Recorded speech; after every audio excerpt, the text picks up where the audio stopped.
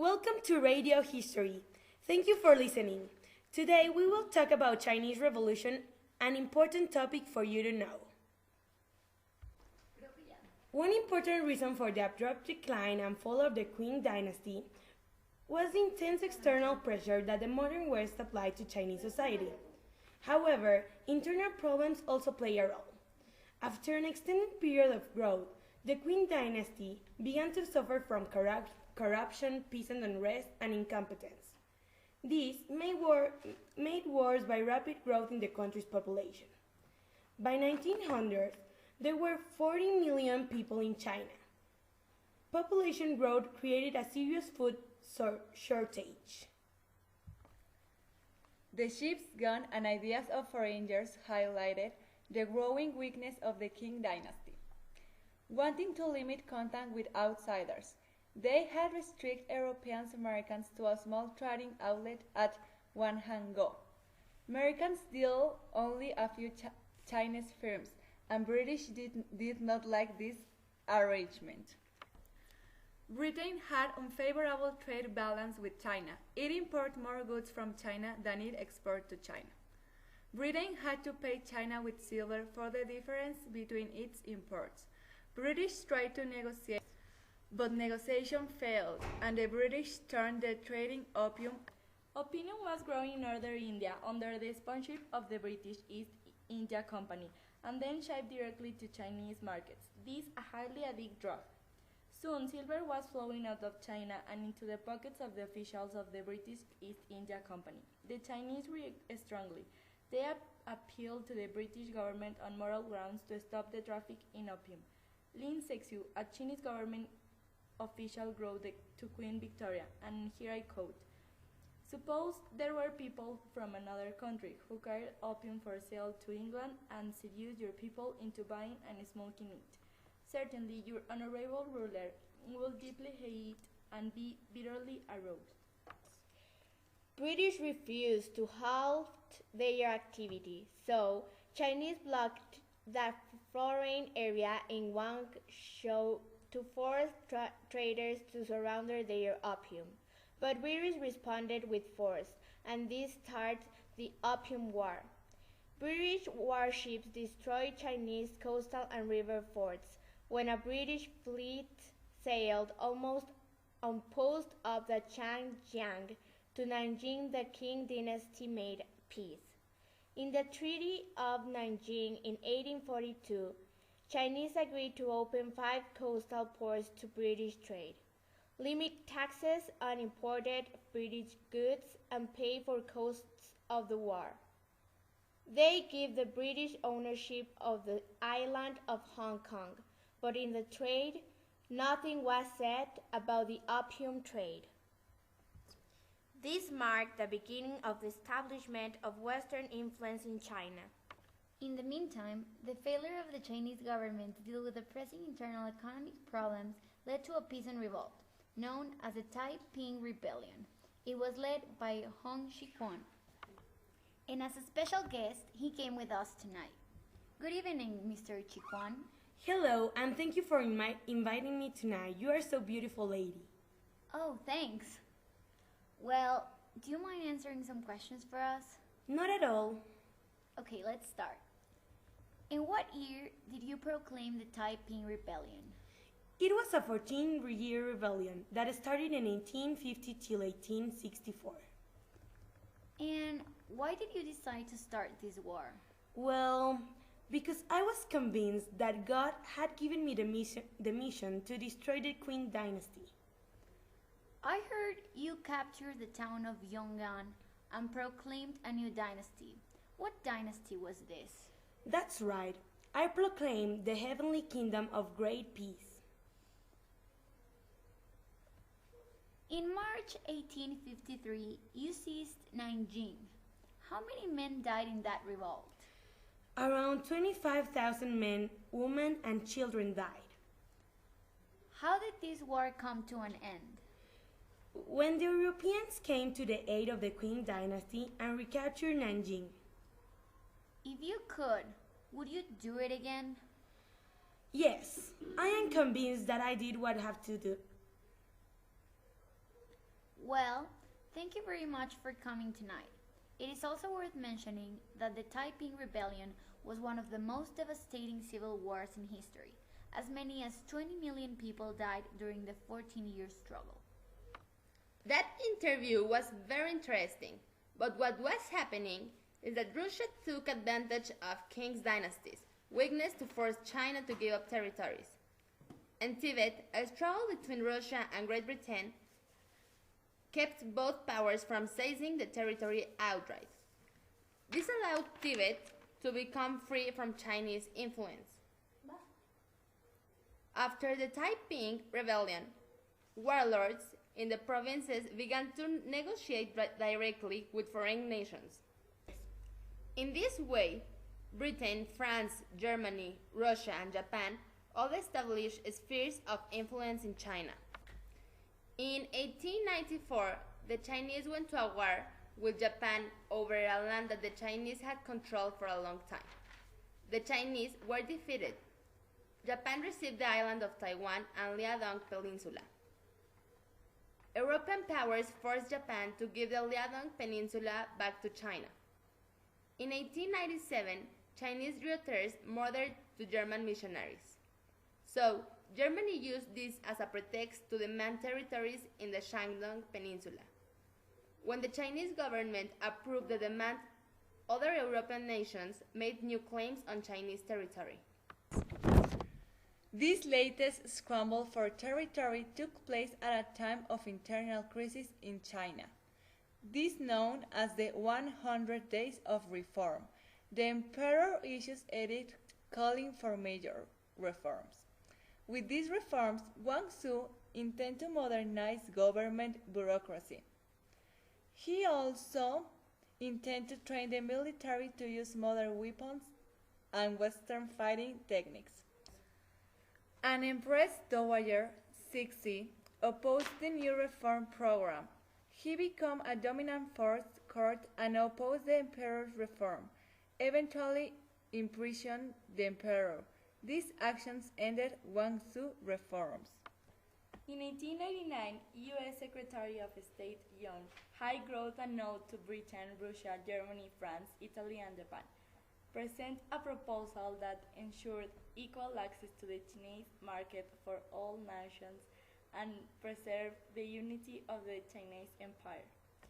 When none of the other imperialist governments expressed opposition to the idea, I proclaim that all major states with economic interest in China had agreed that the country should have an open-door policy.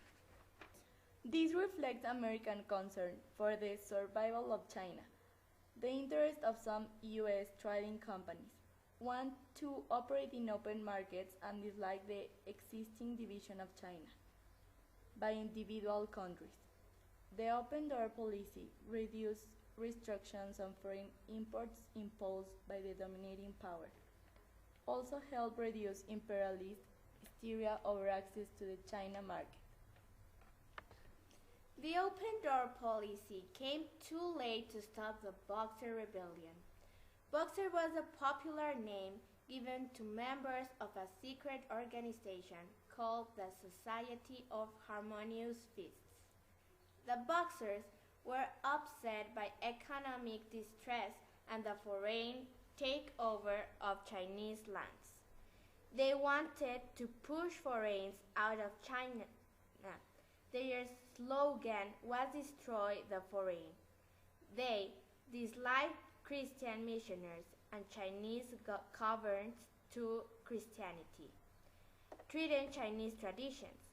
Boxer bands roamed the countryside and slaughtered foreign missionaries and Chinese Christians, foreign business, and the German. Response to the killings also. An allied army consisting of 20,000 British, French, German, Russian, American, and Japanese troops attacked Beijing in August 1900. The army restored order and demanded more consciousness from the Chinese government. Chinese government was forced to pay a heavy indemnity. Now we will go to commercials. We will come back soon. We're here asking people from all over what they think of Lipton green tea. Let's hear what people from Texas have to say. How about China? Germany? How about people from the North Pole? Or Mars? What about mimes? Oh, right. People with their jaws wired shut? Yeah, a barbershop quartet. Oh, you guys are great. How about race car drivers? What about you, high school glee club, here on a field trip?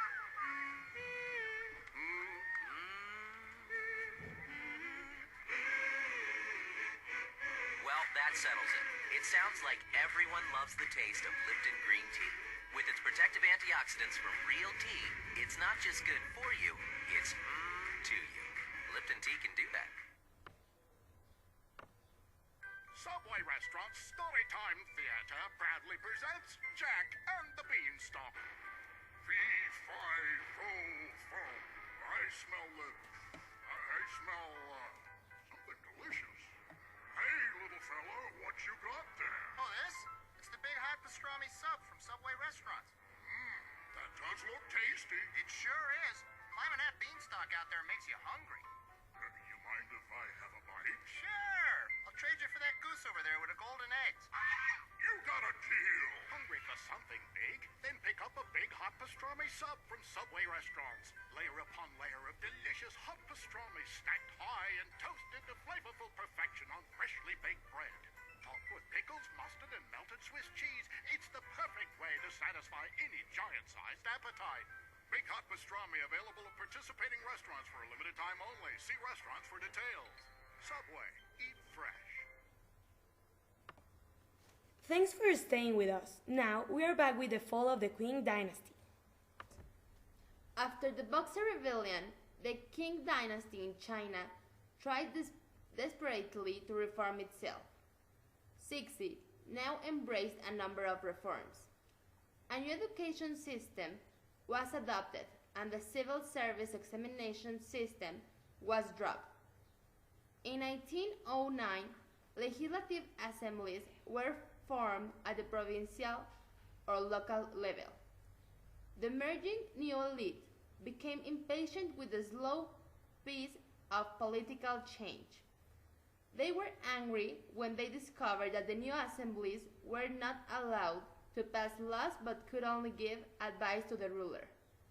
Moreover, living conditions were getting worse as taxes increased. The rise of Sun Yat-sen. The first signs of revolution appeared in the 1890s, when the radical Sun Yat-sen formed the revived Qing society. Sun Yat-sen believed that the Qing dynasty was in a state of decay and could no longer govern the country. Sun developed a three-stage reform process. The first stage would be a military takeover. In the second stage, Sun's own revolutionary party would prepare the people for democratic rule. The final stage called for establishment of a constitutional democracy. At a convention in Tokyo in 1905, Sun united members and formed a revolutionary alliance which eventually became the Nationalist Party. Sun's new organization advocated his three people's principles which promoted nationalism, democracy, and the right for people to pursue their own livelihoods. In October 1911, followers of Sun Yat-sen launched an uprising in central China. But the government was too weak to reach. The Qing dynasty collapsed, opening for new political force. Sun's party neither the military nor the political strength to form a new government, forced to turn to a member of the old order, General Yuan Shigai, who controlled the army. A prominent figure in military circles, plus in charge of the imperial army sent to suppress the rebellion. He abandoned the government and negotiated with members of Sun Yat-sen's party. Jiang served as president of a new Chinese republic, allowed the election of a legislature. In the eyes of Sun Yat-sen, events of 1911 were a glorious revolution that ended 200 years of imperial rule. However, the 1911 uprising was hardly a revolution. It produced no new political or social order. The Revolutionary Alliance was supported mainly by urban middle class. The urban middle class in China was too small to support a new political order. A new peasant supported Sun Yat-sen's party. Events of 1911 were less a revolution than a collapse of the old order. After the collapse of Qing dynasty, Sun Yat-sen accepted General Yuan Shai as president of the new Chinese Republic in 1911 because they lacked the military force to compete with his control over the army. Many feared that if the revolt lapsed into chaos, Western powers would intervene. The general new allies disputed his motives. Yuan understood new ideas sweeping into China. He ruled in a traditional manner. Reformers hate Yuan for using murder and terror to destroy the new democratic institutions. When Yuan dissolved the parliament, the nationalists launched a rebellion. Rebellion failed. Sun Yat-sen fled to Japan. Yuan was strong enough to brush off the challenge from the revolutionary forces. He died in 1916 and was succeeded by one of his officers. China slipped into civil war as the power of the central government disintegrated and military warlords seized power in the provinces. Their soldiers caused massive destructions throughout China. In the mid-18th, Chinese society was in a state of transition. The Chinese economy had never been more productive. Foreign investments in China grew rapidly, and the money went into modernizing the Chinese economy. The coming of Westerners to China introduced modern means of transportation, communications, created an export market, and integrated the Chinese market into the 19th century world economy. Westerners also gave them a model funds and the technical knowledge to modernize. China paid a heavy price for the new ways. Many Chinese were exploited. Its local industry was largely destroyed. Also, many of the profits in the new economy went to foreign countries rather than back into the Chinese economy. After World War I, Chinese business people began to develop new ventures. People lived in Shanghai at the same rhythm they lived in other modern cities. In 18th, most Chinese were farmers living in millions of villages near rice fields. A farmer's life was governed by the harvest circle. Women stayed at home or in the fields. All children were expected to obey their parents, and wives were expected to submit to the wishes of their husband. In other subjects, the radical reformers want to eliminate traditional culture.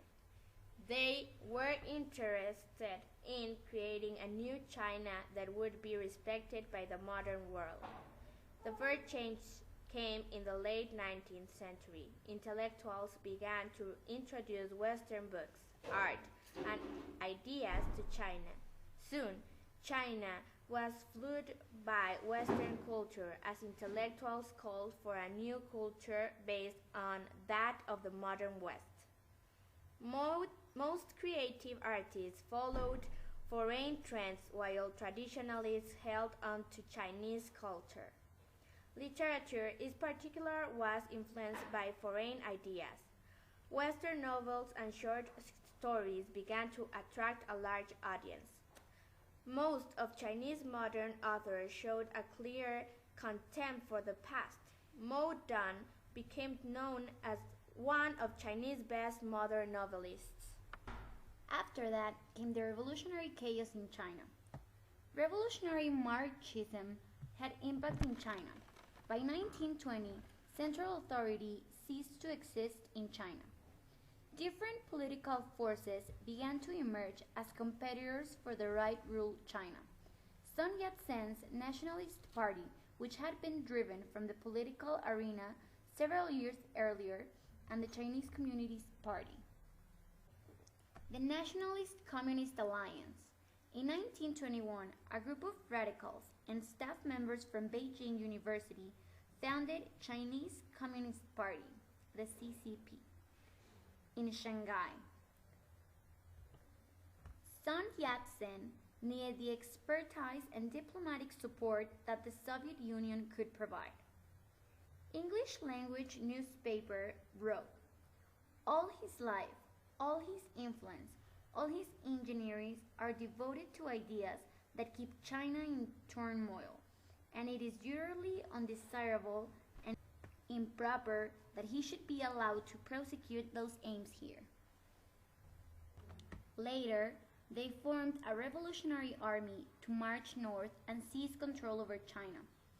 The Northern Expedition began in the summer of 1926. Revolutionary forces took control of all China.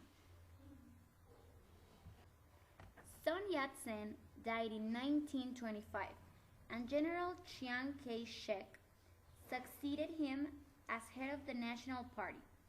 Chiang pretended to support the alliance with communists. In April 1927, he struck against the communists, killing thousands. After the Shanghai Massacre, the Nationalist Communist Alliance ceased to exist. In 1928, Chiang Kai-shek founded a new Chinese republic at Nanjing. Chiang remarked, "The Japanese are like a disease of the skin, but the communists are like a disease of the heart." After the Shanghai Massacre, most of the communist leaders tried to revive the communist movement. Mao was convinced that the Chinese Revolution would be driven by the poverty rather than by the urban working class. Mao, son of a prosperous peasant, helped organize a peasant movement in southern China during 1920. Most party leaders in Shanghai were forced to flee to Mao's base in southern China. Chiang Kai-shek turned his force against Mao's. In Jiangxi province, Chiang's force far outnumbered Mao's, but Mao made effective use of guerrilla tactics, using sabotage and deception to fight enemy. In 1934, Chiang's troops surrounded the communist base in Jiangxi, set up a blockade of the stronghold. With a village behind Chiang's troops, no food or supplies could pass to the community's base. Built small force to prevent communist raids. Mao Army, People Liberation Army, broke nationalist lines and began its famous Long March. Both Mao and Chiang, Mao's army began a moving on foot through mountains, marshes, rivers, and deserts. The armies traveled almost 600 miles to reach the last surviving communist base in northwest China. All along those miles, Mao's troops had to fight Chiang's army. Many of Mao's troops froze or starved. 1 year later, reached safety in the dusty hills of northern China. 900 remained. Mao Zedong began the sole leader of the Chinese Communist Party. It must have seemed that the communist threat to the Nanjing regime was over. To the communists, however, there remained hope for the future. Chiang was trying to build a new Chinese nation. He publicly declared to Sun Yat-sen's plans for a republican government. Chiang announced a period of political to prepare the Chinese people for a final stage of constitutional government. In the meantime, the nationalists used their dictatorial power to carry out a land reform program and the modernization of the urban industrial sector. Years of neglect and civil war had severely weakened the political, economic, and social fabric of the nation. Faint signs of an impending industrial revolution were appearing in the major urban centers. Rural peasants, the 80% of China population, were still poor and overwhelmingly illiterate. Meanwhile, a westernized middle class began to form in the cities. The new Nanking government found much of its support. The new westernized elite were concerned with the middle class, Western values of individual advancements and material accumulation. Chiang Kai-shek was aware of the problem of introducing foreign ideas into a population that was still culturally conservative. He tried to bring together modern Western innovations with traditional Confucian values of hard work and obedience. Its goal was to promote traditional Confucianism social ethics such as integrity, property, and righteousness. The Great Depression also was having an ill effect on China's economy. All of these problems created difficulties for Chiang. Chiang undertook a massive road building project and repaired and extended much of the country's railroad system as well. Chiang established a national bank and improved the education system. Fearing communism influence, Chiang suppressed all opposition and censored free expression. Chiang Kai-shek government had more success in promoting industrial development. Much national wealth was in the hands of 4 families, a group of senior officials of the ruling elite. In addition, militant political forces in Tokyo were determined to extend Japanese influence and power in unstable China. Thank you very much for listening us today in Radio History. In our next program, we will talk about the Mayan society and if their predictions are true or not. You cannot lose it!